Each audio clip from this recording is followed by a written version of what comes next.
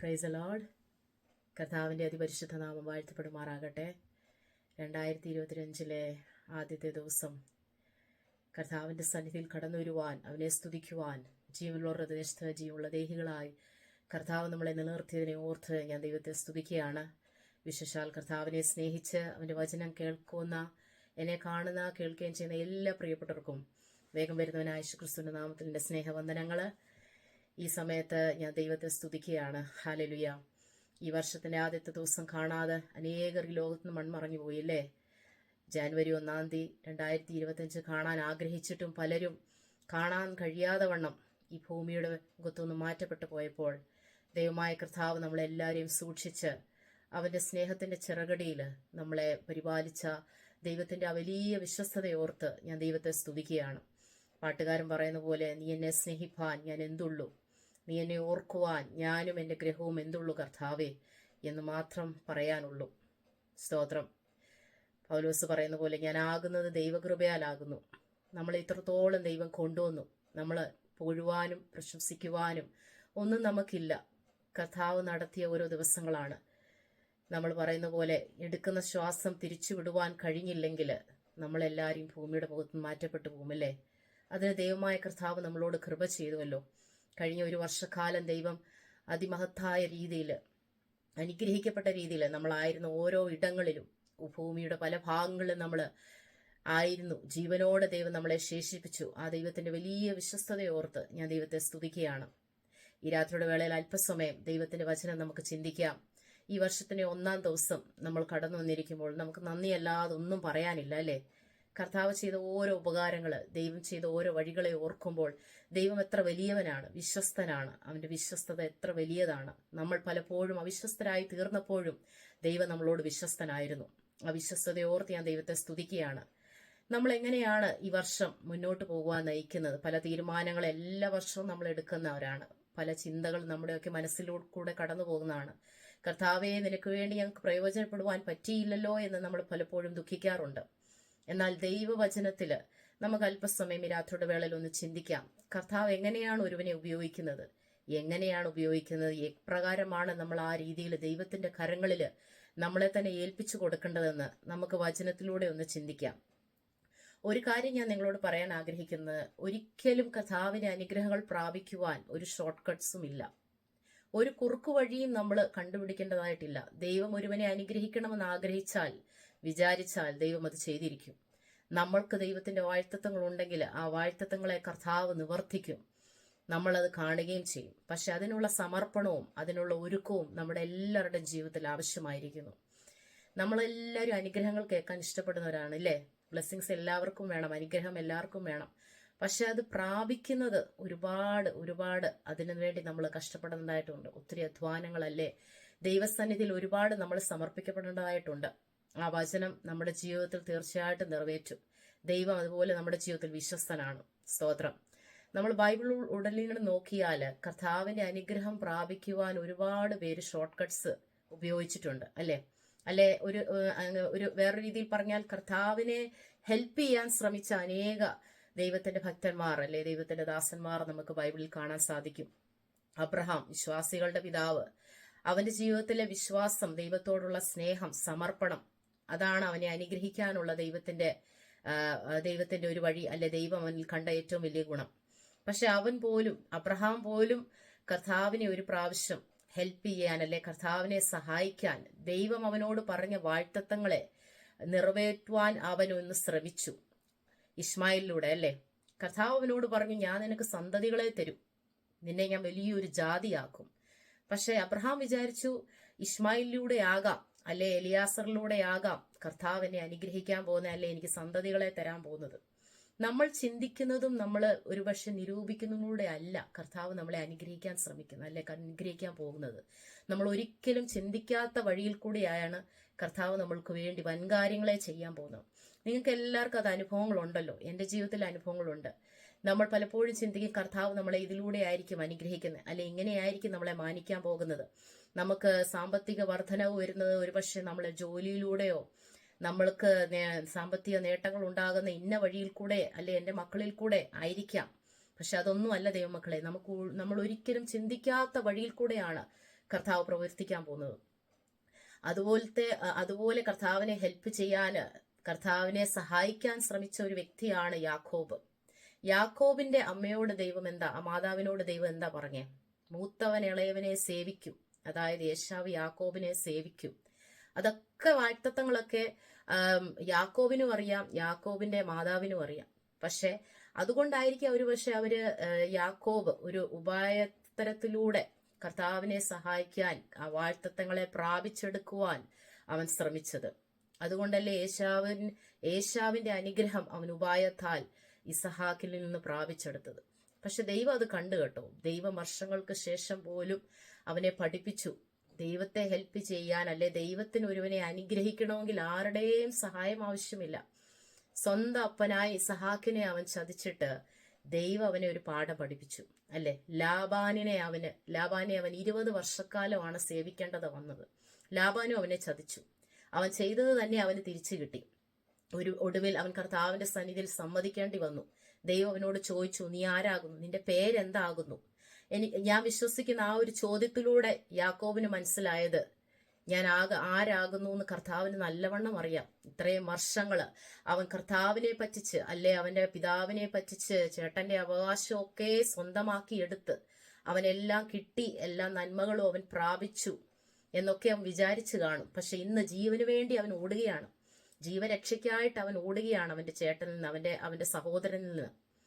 അവന് മനസ്സിലായി കർത്താവ് ചോദിച്ചതിന്റെ അർത്ഥം, നീ ആരാകുന്നു? അവൻ സമ്മതിച്ചു, ഞാൻ യാക്കോബ, ഞാൻ ഉബായിയ, ഞാൻ ജീവിതത്തിൽ ചെയ്തതെല്ലാം തെറ്റാണ്, ചതിച്ചിട്ടുണ്ട്, അനുഗ്രഹങ്ങളെ ചതിച്ചു വാങ്ങിക്കാൻ ശ്രമിച്ചിട്ടുണ്ട്. പക്ഷെ ആ സമ്മതത്തിലൂടെയാണ് അന്ന് കർത്താവിന്റെ സന്നിധിയിൽ അവൻ സമർപ്പിച്ചപ്പോഴാണ് അവന്റെ ജീവിതത്തിലെ ഏറ്റവും വലിയ അനുഗ്രഹം യാക്കോബിൽ നിന്ന് അവൻ ഇസ്രായേലായി മാറിയത്. അതുകൊണ്ട് നമ്മുടെ ജീവിതത്തിൽ നമ്മൾ കർത്താവിനെ സഹായിക്കാൻ ശ്രമിക്കാതെ, കർത്താവ് നമ്മളോട് ഓരോരുത്തരോട് ഓരോ വാഗ്ദത്തങ്ങൾ പറഞ്ഞിട്ടുണ്ടല്ലേ. നമ്മൾ ഈ 2025 ആദ്യത്തെ ദിവസം കണ്ടത് തന്നെ ദൈവത്തിന്റെ വാഗ്ദത്തമാണ്. അനേകർ ഈ ഭൂമിയിൽ നിന്ന് മാറ്റപ്പെട്ടു പോയി. എന്തുകൊണ്ട് നമ്മൾ ഈ ഭൂമിയിൽ ശേഷിക്കുന്നു? കർത്താവിന് നമ്മളെക്കുറിച്ച് പദ്ധതിയുണ്ട്. ഓരോരുത്തരെ കുറിച്ച്, എന്നെ കേൾക്കുന്ന ഇന്ന് എല്ലാവരെ കുറിച്ച് ദൈവത്തിന് ഓരോ പദ്ധതിയും പ്ലാനും ഉണ്ട്. അത് നിറവേറ്റാൻ വേണ്ടിയാണ് ദൈവം നമ്മളെ ഈ വർഷക്കാലം കൊണ്ടുവന്നിരിക്കുന്നത്. ഈ വർഷത്തിൽ ദൈവം നമുക്ക് എല്ലാവർക്കും തരാൻ ആഗ്രഹിക്കുന്ന അനുഗ്രഹങ്ങളും നന്മകളും ദൈവമായ കർത്താവ് നൽകട്ടെ എന്ന് ഞാൻ പ്രാർത്ഥിക്കുന്നു. എന്നെ ചിന്തിപ്പിച്ച ഒരു വാക്യം ഞാൻ വായിച്ചു കൊള്ളട്ടെ. അതിൽ നമുക്ക് അല്പസമയം ദൈവവചനത്തിൽ നമുക്ക് ശ്രമിക്കാം, ദൈവവചനം നമുക്ക് കേൾക്കാം.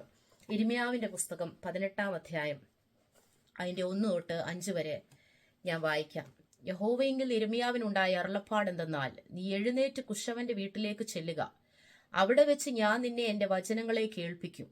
അങ്ങനെ ഞാൻ കുശവന്റെ വീട്ടിൽ ചെന്നപ്പോൾ അവൻ ചക്രത്തിന്മേൽ വേല ചെയ്തുകൊണ്ടിരുന്നു. കുശവൻ കളിമൺ കൊണ്ടുണ്ടാക്കിയ പാത്രം അവന്റെ കയ്യിൽ ചീത്തയായിപ്പോയി. എന്നാൽ കുശവൻ അതിനെ തനിക്ക് തോന്നിയതുപോലെ മറ്റൊരു പാത്രമാക്കി തീർത്തു. അപ്പോൾ യഹോവയുടെ അരുളപ്പാട് എനിക്കുണ്ടായതെന്നാൽ, ഇസ്രായേൽ ഗ്രഹമേ, ഈ കുശവൻ ചെയ്തതുപോലെ എനിക്ക് നിങ്ങളോട് ചെയ്യുവാൻ കഴിയുകയില്ലയോ എന്ന് യഹോവയുടെ അരുളപ്പാട്. ഈ ഭാഗം നമുക്ക് എല്ലാവർക്കും അറിയാവുന്ന ഒരു ഭാഗമാണ്. ഇവിടെ ഇരിമ്യാ പ്രവാചകനോട് ദൈവം പറയുകയാണ്, നീ കുശവന്റെ വീട്ടിലേക്ക് ചെല്ലുക, നീ എഴുന്നേറ്റ് കുശവന്റെ ഭവനത്തിലേക്ക് ചെല്ലുക. അവിടെ അവൻ കടന്നു പോകുമ്പോൾ കാണുന്ന ഒരു കാഴ്ചയാണ്. അവിടെ കുശവൻ ഒരു കളിമണ്ണ് കൊണ്ട് ഒരു പാത്രം ഉണ്ടാക്കാൻ ശ്രമിക്കുന്നു. പക്ഷേ അതിന്റെ ഇടയിൽ ആ പാത്രം ചീത്തയായി പോകുന്നു. കുശവൻ ഉദ്ദേശിച്ചതുപോലെ, കുശവൻ ആഗ്രഹിച്ചതുപോലെ ആ പാത്രത്തെ വാർത്തെടുക്കുവാൻ അവൻ സാധിച്ചില്ല. അത് ചീത്തയായിപ്പോയി. പക്ഷെ കർത്താവ് അവിടെ ചോദിക്കുകയാണ് ഇരിമ്യാവിനോട്, ഇരിമ്യാവേ, ഇതുപോലെ അല്ലെ ഇസ്രായേൽ ഗ്രഹം എന്റെ കയ്യിൽ ചീത്തയായിപ്പോയി. ഞാൻ ആഗ്രഹിച്ച പദ്ധതി, നിങ്ങളെക്കുറിച്ച് ഉദ്ദേശിച്ച ഉദ്ദേശങ്ങൾ വലുതായിരുന്നു. പക്ഷേ നിങ്ങൾക്ക് അതിലേക്ക് സമർപ്പിക്കപ്പെടുവാൻ, കർത്താവിന്റെ സന്നിധിയിൽ നിങ്ങളെ തന്നെ ഒന്ന് ഏൽപ്പിച്ചു കൊടുക്കുവാൻ കഴിയാതെ വണ്ണം ഇന്ന് എന്റെ ജനം എന്നോട് അകന്നിരിക്കുന്നു. ദൈവിക പദ്ധതികൾ അവരോട് അകന്നിരിക്കുന്നു എന്നാണ് ഇരിമ്യാവോട് ദൈവം പറയുന്നത്. എനിക്ക് വീണ്ടും നിങ്ങളെ പണിയുവാൻ കഴിയും, വീണ്ടും നിങ്ങളെ വാർക്കുവാൻ കഴിയും. എനിക്കിഷ്ടമുള്ളതുപോലെ, ഒരുപക്ഷെ പഴയതിനേക്കാട്ടിലും നല്ലതായിട്ട് ഭംഗിയേറിയ ഒരു പാത്രമാക്കി ദൈവമായ കർത്താവിന് നമ്മളെ മാറ്റുവാൻ കഴിയുമെന്നാണ് ഈ ഒരു വാക്യത്തിലൂടെ, അല്ലെ ഒരു ഭാഗത്തിലൂടെ കർത്താവ് ഇരിമ്യാവിനോട് അരുളി ചെയ്യുന്നത്. നമ്മുടെ എല്ലാവരുടെയും ജീവിതത്തിൽ ഒരു ദൈവത്തിനൊരു പദ്ധതി ഉണ്ടല്ലേ. ഒരുപക്ഷെ അവിടെ ഒരുപാട് പാത്രങ്ങൾ, ആ ഒരു പ്രത്യേക പാത്രം കൂടാതെ അതിനു മുൻപ് ഒരുപാട് പാത്രങ്ങളെ ആ കുശവൻ അവിടെ മെനഞ്ഞിട്ടുണ്ട്, വാർത്തെടുത്തു. നന്നായിട്ട് അതെല്ലാം ഭംഗിയായിട്ട് അവിടെ എല്ലാം ഉണങ്ങി ഇരിക്കുകയാണ്. പക്ഷെ ഈ പാത്രം വന്നപ്പോൾ അത് ചീത്തയായിപ്പോയി. എന്നെ കേൾക്കുന്ന അനേക ദൈവമക്കള് ഇന്ന് ചിന്തിക്കുന്നുണ്ടായിരിക്കാം, കുശവന്റെ കയ്യിൽ കർത്താവ് ആഗ്രഹിച്ചതുപോലെ, അല്ലെ അവരുടെ ജീവിതത്തിൽ അവർ ഉദ്ദേശിച്ചതുപോലെ ദൈവത്തിന് വേണ്ടി പ്രയോജനപ്പെടുവാൻ, കർത്താവിന്റെ സന്നിധിയിൽ അവരെ തന്നെ ഒന്ന് ഏൽപ്പിച്ചു കൊടുക്കുവാൻ അവർക്ക് കഴിഞ്ഞില്ലല്ലേ? പലപ്പോഴും ജീവിതത്തിൽ നമ്മളും ഇങ്ങനെ പല ഉദ്ദേശങ്ങളും പല പദ്ധതികളും ഉണ്ടെങ്കിലും അതിനനുസരിച്ചൊന്നും നമുക്ക് ജീവിതത്തിലായി തീരുവാൻ കഴിഞ്ഞില്ല. പക്ഷെ ദൈവത്തിന്റെ വചനം ഇന്ന് പറയുകയാണ്, കർത്താവിന് വീണ്ടും പണിയുവാൻ കഴിയും. ദൈവത്തിന് സംഭവിക്കാത്ത, അല്ലെ ദൈവത്തിന് കഴിയാത്ത ഒരു കാര്യവുമില്ല. നമ്മളൊന്ന് ഏൽപ്പിച്ചു കൊടുത്താൽ, ആ കരങ്ങളിൽ നമ്മളെ തന്നെ ഒന്ന് പൂർണ്ണമായി ഒന്ന് സറണ്ടർ ചെയ്താൽ കർത്താവിന് നമ്മളെ വീണ്ടും പണിയുവാൻ കഴിയും. സ്തോത്രം. ഇവിടെ എഴുതിയിരിക്കുന്നത്, ആ കളിമണ്ണ്, ആ പാത്രം ചീത്തയായിപ്പോയി, പക്ഷെ കുശവന് അതിനെ വീണ്ടും ഒരു നല്ല പാത്രമാക്കി മെനയുവാൻ ദൈവത്തിന് കഴിയും, ആ കുശവന് കഴിയും.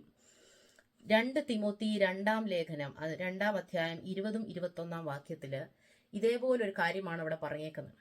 അവിടെ ഇപ്രകാരം വായിക്കുന്നു, എന്നാൽ ഒരു വലിയ വീട്ടിൽ പൊന്നും വെള്ളിയും കൊണ്ടുള്ള സാമാനങ്ങൾ മാത്രമല്ല, മരവും മണ്ണും കൊണ്ടുള്ളവയും ഉണ്ട്.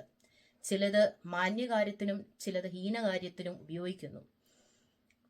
ഇവയെ വിട്ട് തന്നെത്താൻ വെടിപ്പാക്കുന്നവൻ വിശുദ്ധവും ഉടമസ്ഥന് ഉപയോഗമായി നല്ല പാത്രമായി, മാനപാത്രമായി തീരുകയും ചെയ്യും. അതായത് അവനവന്റെ ജീവിതത്തെ വെടിപ്പാക്കുന്നവനും ശുദ്ധീകരിക്കുന്നവനും ദൈവവചനത്തിനനുസരിച്ച് ജീവിതത്തെ ക്രമീകരിക്കുന്നവനും നല്ല പാത്രമായി തീരുവാൻ, അനേകരുടെ മുൻപിൽ ഒരു മാന്യപാത്രമാക്കി തീർക്കുവാൻ ദൈവത്തിന് കഴിയും. സ്തോത്രം. എങ്ങനെയാണ് ഒരു കുശവൻ ഒരു നല്ല പാത്രം, അല്ലെ ഒരു പാത്രത്തെ ഉടച്ചല്ലെ വാർത്ത് പ്രയോജനമുള്ള രീതിയിൽ, അനേകർക്ക് അതൊരു പ്രയോജനമുള്ള രീതിയിലാക്കി തീർക്കുന്നതിന് നമുക്ക് ദൈവവചനത്തിൽ നിന്ന് കാണാം. മാനുഷികമായി നമ്മൾ നോക്കുമ്പോൾ ഒരു കുശവൻ എങ്ങനെയാണ് ഒരു പാത്രത്തെ മെനഞ്ഞുണ്ടാക്കുന്നത്, എന്തൊക്കെ പ്രോസസ്സിലൂടെ കടന്നാണ് ആ ഒരു മണ്ണ്, അല്ലെ ആ ഒരു കളിമണ്ണ് ഒരു ഭംഗിയുള്ള പാത്രമായി തീരുന്നേ എന്ന് നാച്ചുറലായിട്ട്, അല്ലെ ഈ ലോകപ്രകാരം നമ്മൾ നോക്കിയാൽ എങ്ങനെയാന്ന് നമുക്കൊന്ന് ചിന്തിക്കാം.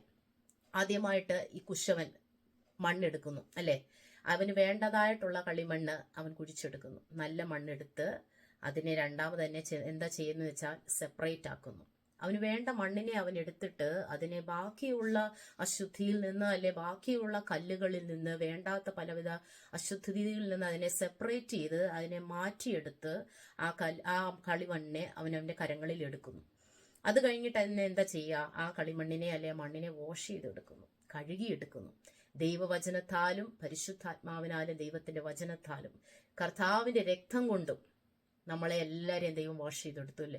ഇത് ശരിക്കും ഒരു കർത്താവ് നമ്മളെ എല്ലാരെയും ദൈവത്തിന്റെ സന്നിധിയിൽ കൊണ്ടുവന്ന ഒരു പ്രോസസ്സാണ് ഇവിടെ. നമ്മൾ ഈ എല്ലാവരും ഈ പ്രോസസ്സിലൂടെ കടന്നുപോയവരാണ്. ദൈവത്തെ ഇന്ന് അറിയുന്ന, അല്ലെ എന്നെ കേൾക്കുന്ന പല ദൈവമക്കളും ഈ പ്രോസസ്സിലൂടെ കടന്നുപോയതാണ്. നമ്മളെ കർത്താവ് ഈ ലോകത്തിൽ നിന്ന് വിളിച്ച് വേർതിരിച്ച് പലരിൽ നിന്ന് സെപ്പറേറ്റ് ആക്കി, ഈ ലോകത്തിൽ നിന്ന് നമ്മളെ വേർതിരിച്ച് നമ്മളെ കഴുകി, യേശുവിന്റെ രക്തത്താൽ നമ്മളെ കഴുകി, നമ്മുടെ പാപങ്ങളെക്കുറിച്ച് നമുക്ക് ബോധ്യം വരുത്തി കർത്താവ് നമ്മളെ നിർത്തിയിരിക്കുകയാണ്, അല്ലേ?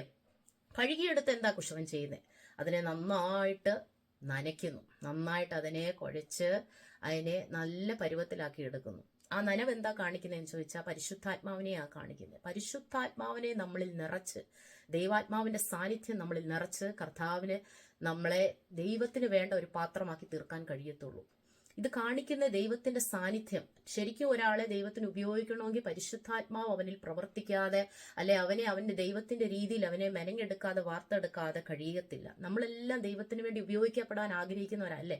പക്ഷെ അതിനൊക്കെ ഓരോ പ്രോസസ്സുണ്ട്. ആ പ്രോസസ്സ് ഒരുപാട് നമ്മൾ ഉദ്ദേശിക്കുന്ന പോലെ ഒത്തിരി ഈസി പ്രോസസ്സൊന്നുമല്ല. ഇന്ന് നമ്മൾ കാണുന്ന ദൈവത്തിന് വേണ്ടി ഉപയോഗിക്കപ്പെടുന്ന ശ്രേഷ്ഠദാസന്മാരും ദാസിമാരും ഒക്കെ ഒരുപാട് ആ പ്രോസസ്സിലൂടെ കടന്നുപോയവരാണ്. അവരോടൊക്കെ ചോദിച്ചാൽ അവരെല്ലാവരും പറയും, ഒരേ സ്വരത്തോടെ പറയും, മക്കളെ ഇതത്ര എളുപ്പമല്ല, ദൈവത്തിന് വേണ്ടി ഉപയോഗിക്കപ്പെടുന്ന ചില പാടുള്ള കാര്യമാണ്. പക്ഷെ നമ്മളെ എല്ലാവരെയും കുറിച്ച് ദൈവം ആഗ്രഹിക്കുന്ന ഓരോ ശുശ്രൂഷകളും ഓരോ പദ്ധതികളുമുണ്ട്. നമ്മളെല്ലാവരും ദൈവത്തിന്റെ കരങ്ങളിലിരിക്കുന്ന ഒരു മാനപാത്രമാണ്.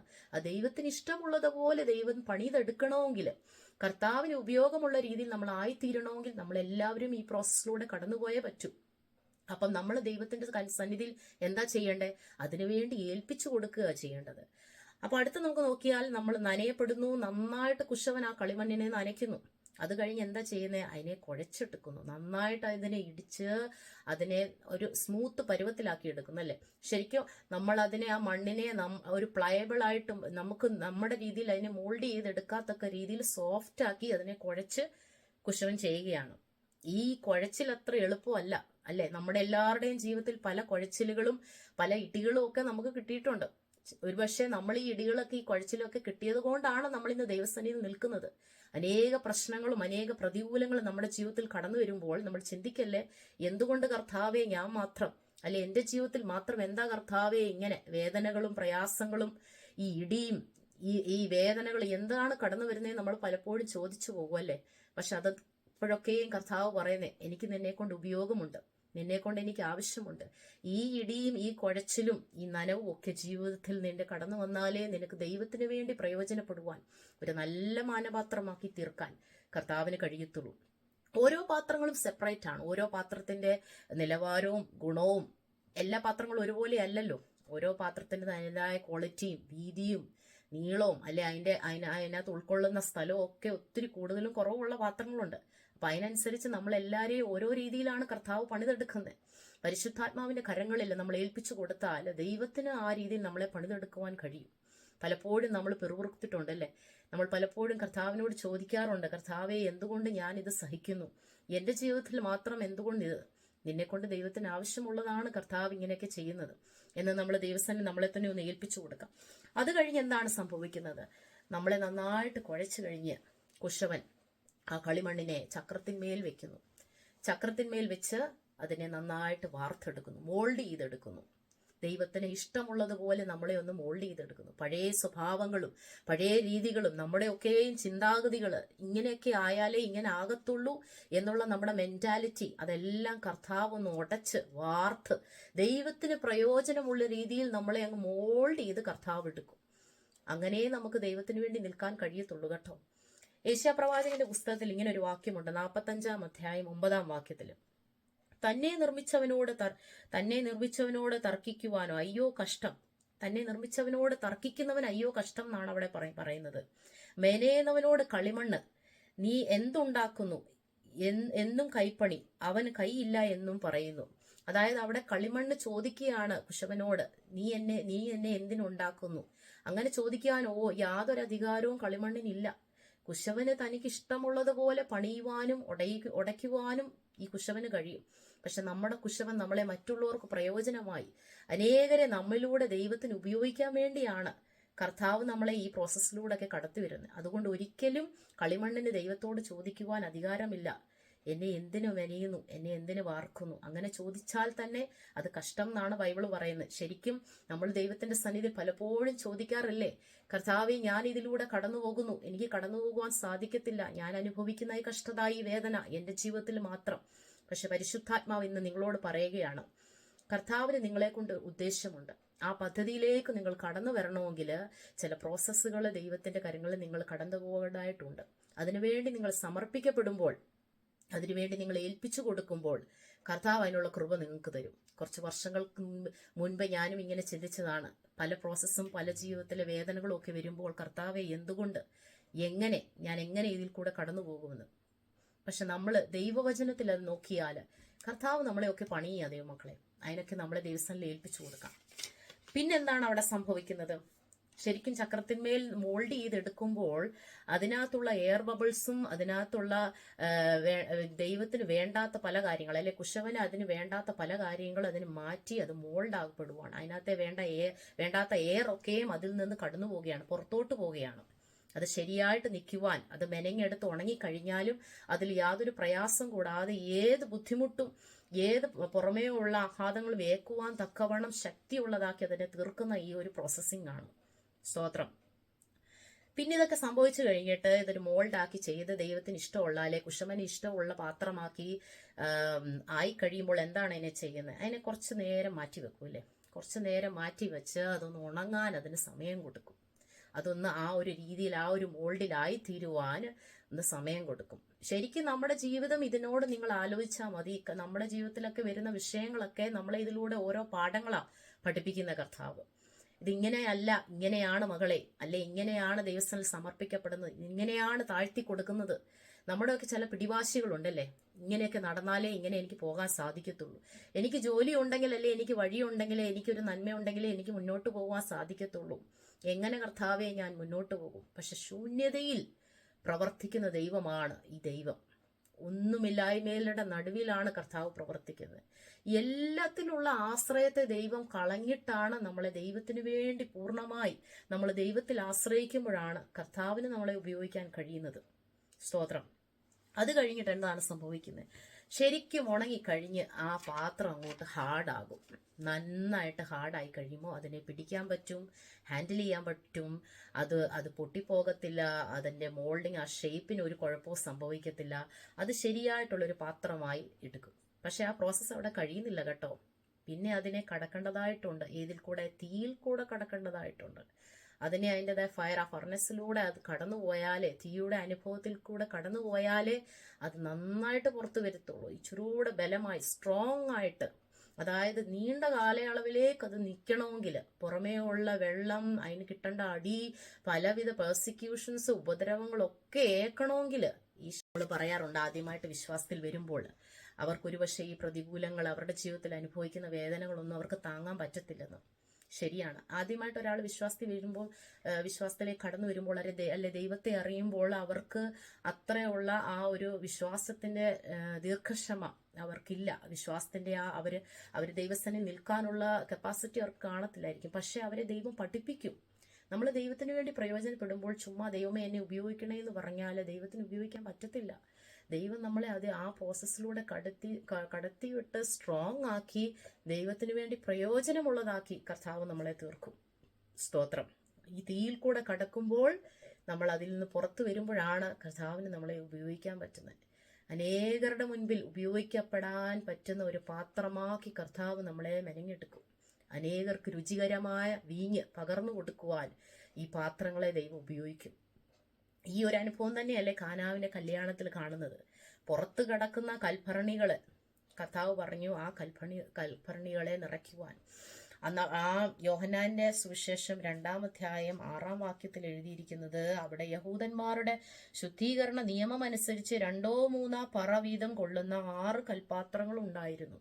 അന്നത്തെ കാലത്ത് യഹൂദന്മാരുടെ സമയത്ത് ഒരു ഭവനത്തിൽ കടക്കുന്നതിന് മുൻപ്, പ്രവേശിക്കുന്നതിന് മുൻപ് അവർ കാലുകളെ കഴുകുമായിരുന്നു. ആ കാല് കഴുകാൻ വേണ്ടി അവിടെ വാതിലില് ഇങ്ങനെയുള്ള കൽപാത്രങ്ങളെ വെക്കുമായിരുന്നു. 2-3 പറ കൊള്ളുന്ന കൽപാത്രങ്ങള് അവിടെ വെച്ചിട്ടുണ്ട്. കർത്താവ് അകത്ത് കിടക്കുന്ന ശ്രേഷ്ഠപാത്രങ്ങളെ അല്ല എടുത്തത്. നമ്മളെ ഒന്നും കർത്താവ് ഏറ്റവും ബെസ്റ്റാന്ന് കരുതിയല്ല കർത്താവ് നമ്മളെ തെരഞ്ഞെടുത്തത്. ഏറ്റവും പനലായിട്ട്, ഒരുപക്ഷെ ആരുടെയും ദൃഷ്ടിയിൽ കൊള്ളാത്ത കൽഭരണികളായ നമ്മളെയും നിങ്ങളെയുമാണ് കർത്താവ് തെരഞ്ഞെടുത്തത്. ആ കൽഭരണികളെ ദൈവം തെരഞ്ഞെടുത്തെങ്കിൽ അതിനനുസരിച്ച് ദൈവത്തിന് ഉപയോഗിക്കാൻ പറ്റുന്ന രീതിയിൽ അതിനെ ദൈവം വാർത്തെടുക്കും, മെനഞ്ഞെടുക്കും. കർത്താവിന് ഇഷ്ടമുള്ളതുപോലെ അതിനെ ഇടിച്ചെടുക്കും. ഒരുപക്ഷെ ചിലപ്പോൾ ഉളി വെച്ചതിനെയൊക്കെ ചെത്തിന്ന് വരും. എന്തിനാ ചെത്തുന്നതെന്ന് ചോദിച്ചാൽ അതിന്റെ വീതി കൂട്ടാൻ, അതിനെ കുറച്ചുകൂടെ ഉപയോഗിക്കാൻ, കുറച്ചുകൂടെ മറ്റുള്ളവർക്ക് വീഞ്ഞ് പകർന്നു കൊടുക്കുവാൻ ദൈവമായ കർത്താവ് നമ്മളെ ചെത്തിവെടിപ്പാക്കും. ഈ വർഷക്കാലം കർത്താവ് നമ്മളെ എല്ലാവരെയും ഉപയോഗിക്കട്ടെ. ദൈവത്തിന്റെ വചനം നമ്മളെല്ലാവരുടെയും ജീവിതത്തിൽ നിറവേറട്ടെ. സ്തോത്രം. ദൈവത്തിന് വേണ്ടി നിൽക്കുവാൻ, കർത്താവിന് വേണ്ടി ധൈര്യമായിട്ട് എവിടെയും, ഏത് പ്രതികൂലത്തിലും, ഏത് പെർസിക്യൂഷന്റെ നടുവിലും, പ്രത്യേകിച്ച് ഈ അന്ത്യകാലഘട്ടത്തിൽ കർത്താവിന്റെ നാമത്തിൽ ഒത്തിരി ഒരു ഉപദ്രവങ്ങളും കഷ്ടതകളും ദൈവത്തിന്റെ മക്കൾ അനുഭവിക്കുമ്പോൾ അവരുടെയൊക്കെയും നമുക്ക് ധൈര്യത്തോടെ കർത്താവിനെ പ്രസംഗിക്കുവാൻ, ദൈവത്തിന്റെ സ്നേഹം മറ്റുള്ളവരോട് അറിയിക്കുവാൻ, ദൈവത്തിന് വേണ്ടി നല്ലൊരു മാനപാത്രമായി തീരുവാൻ ദൈവമായ കർത്താവ് നമ്മളെ എല്ലാവരെയും സഹായിക്കട്ടെ. ഈ വചനങ്ങളാൽ ദൈവം എല്ലാവരെയും അനുഗ്രഹിക്കട്ടെ. സ്തോത്രം.